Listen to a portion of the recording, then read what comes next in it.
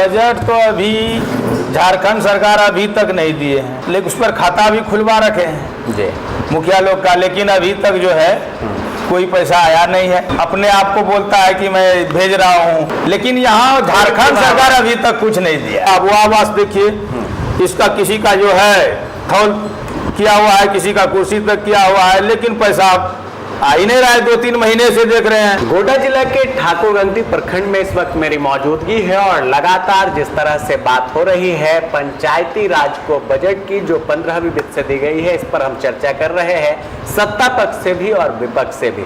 लेकिन आज एक ऐसे शख्सियत से हम आपको मिलाने जा रहे हैं जो पंचायती राज व्यवस्था में भी सरकार का हिस्सा है और यूँ कहें आप तो कहीं ना कहीं भाजपा से होने के बाद जो सरकार की गलत नीतियां है उसके लिए लगातार बोलने वाले जाने जाते हैं। हमारे साथ जुड़ रहे हैं गोपाल साहब जो प्रखंड अध्यक्ष है ठाकुरगंगटी भाजपा के। बहुत बहुत स्वागत है गोपाल जी।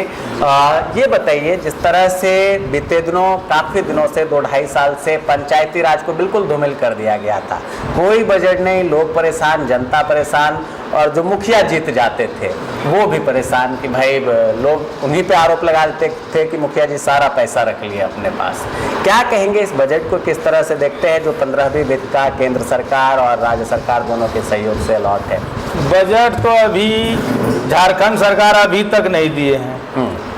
बहुत पूर्व से बोल रहे हैं कि हम अपना जो है राज्य वित्त दूंगा जी, लेकिन उस पर खाता भी खुलवा रखे हैं जी मुखिया लोग का, लेकिन अभी तक जो है कोई पैसा आया नहीं है।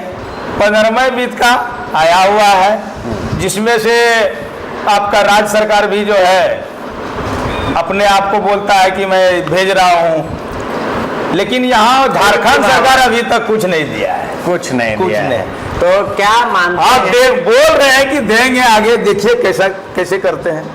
क्या मानते हैं ये जो वाहवाही लेने की कोशिश हो रही है, अब राज्य सरकार खुद अपने जो सोशल साइट्स हैं उन पर डाल रही है कि देखिए पंचायती राज के लिए अब तक के इतिहास में सबसे बड़ा फंड, इसको बोलने से कुछ नहीं होगा। ये भारत सरकार का है, 15वीं वित्त भारत सरकार का है, ये झारखंड सरकार का नहीं है। ये पंचम वित्त जो बोल रहे हैं ये झारखंड सरकार का है। बिल्कुल 15वीं जो है वो उसमें कई तरह के काम होते हैं। आप देखेंगे स्ट्रीट लाइट लग सकती है, टाइड एंड टाइड से काम हो सकता है, इसके अलावा गलियां नलियां तमाम तरह की चीजें जो है, जल मीनार है, वो सब भी आप कर सकते हैं। तो बड़ी राशि जो है उस राशि के लिए भले ही झारखंड सरकार अपनी पीठ थपथपा रही हो, लेकिन जो विपक्ष के लोग हैं वो ये मानते हैं कि केंद्र ने ये पैसा दिया है। राज्य सरकार की जहां तक बात है तो बहुत सारे कागजों में भी अभी तक उलझे हुए हैं।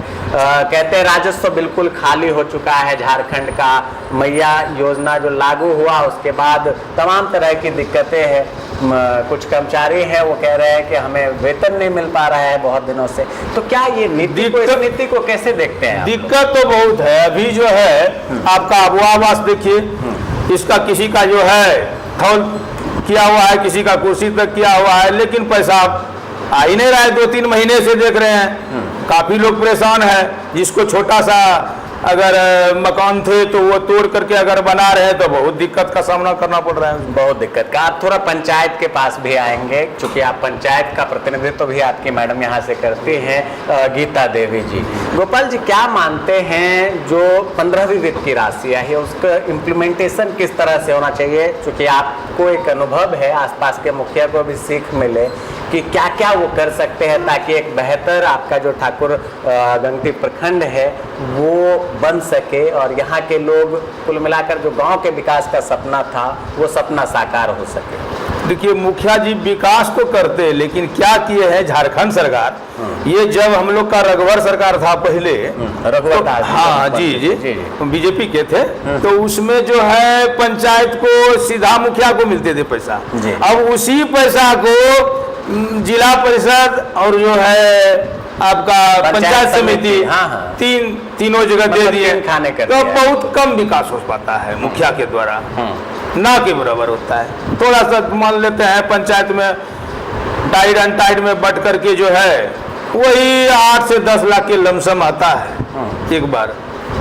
तो ये बड़ी परेशानी हो जाती है। मतलब एक ही फंड का कई जगह बंटवारा, जबकि उनके फंड अलग से निर्धारित होते थे। तो ये सब कहीं ना कहीं कमी और खामी की बात है।